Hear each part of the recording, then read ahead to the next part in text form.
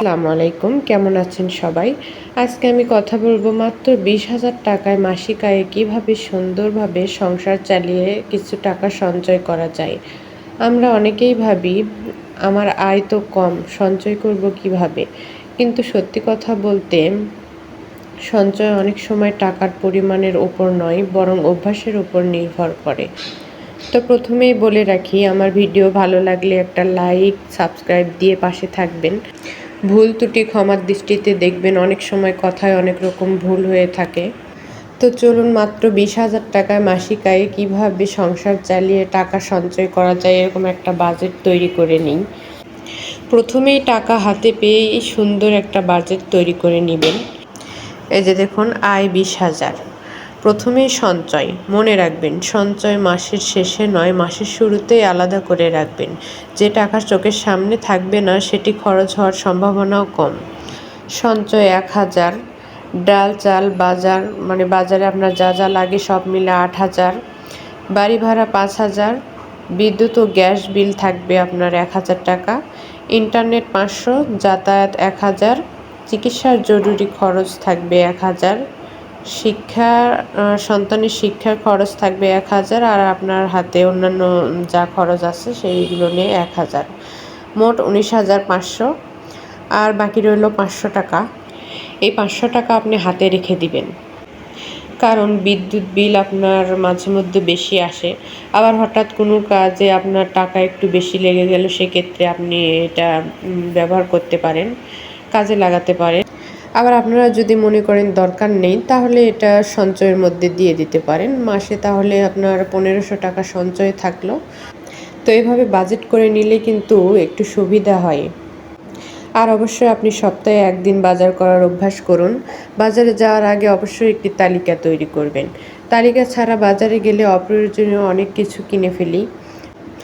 আর মৌসুমি সবজি বেশি কিনুন। মৌসুমি সবজি যেমন সস্তা তেমনই পুষ্টিকর। প্রতিদিন মাছ বা মাংস খাওয়ার পরিবর্তে সপ্তাহে 2 থেকে 3 দিন ডিম ও ডাল রাখতে পারেন, এতে খরচ অনেকটাই কমে যাবে।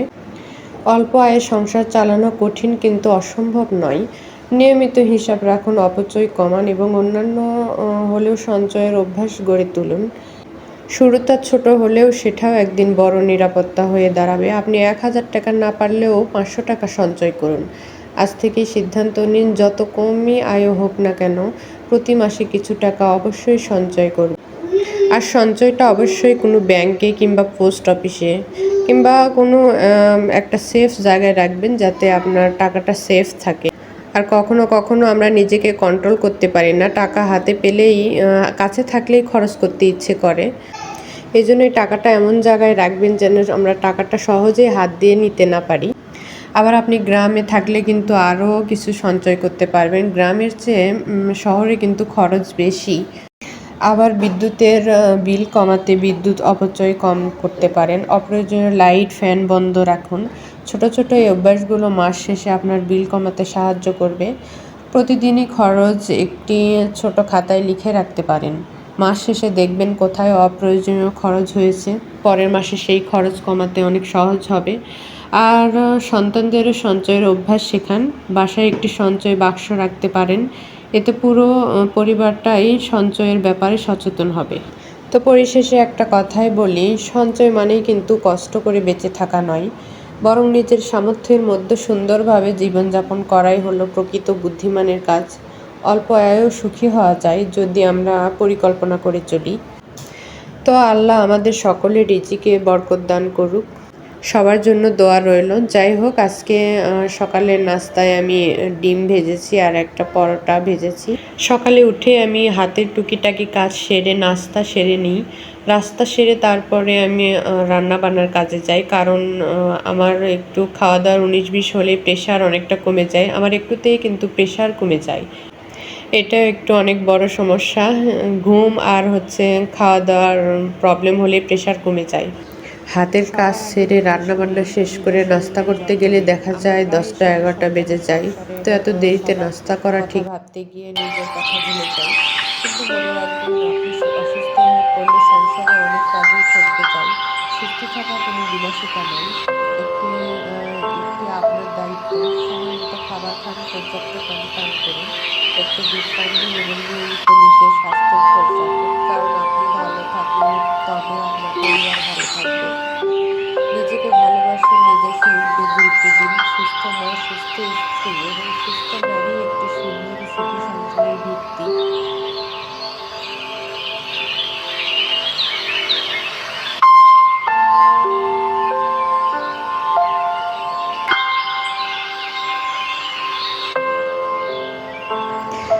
যাই হোক, আজকে মুখী ভর্তা করব। আপনাদেরকে মুখী ভর্তার সুন্দর কিছু টিপস দেই। মুখী সেদ্ধ করার সময় সামান্য লবণ দিয়ে সিদ্ধ করুন। আর সেদ্ধ হওয়ার পর অবশ্যই ভালোভাবে পানি ঝরিয়ে নেবেন, তাহলে ভর্তা পানসে হবে না। আর আপনারা চাইলে রসুন আর পেঁয়াজ ভেজে নিয়ে দিতে পারেন, এতে সুন্দর ঘ্রাণ হয়। আর ভর্তা বানানোর শেষে অল্প পরিমাণে সরিষার তেল দিতে পারেন, এতে অন্যরকম ঘ্রাণ চলে আসে। আমি বরাবরই কাঁচা রসুন দিয়ে কচুরমুখী ভর্তা করি। আরেকটা কথা, কচুরমুখী গরম গরম থাকতেই মেখে নিন, তাহলে ভর্তা নরম ও মসৃণ হবে। যারা ধনিয়া পাতা পছন্দ করেন একটু ধনিয়া পাতা দিতে পারেন। আর যারা একটু টক স্বাদ পছন্দ করেন তারা অল্প লেবুর রস দিতে পারেন।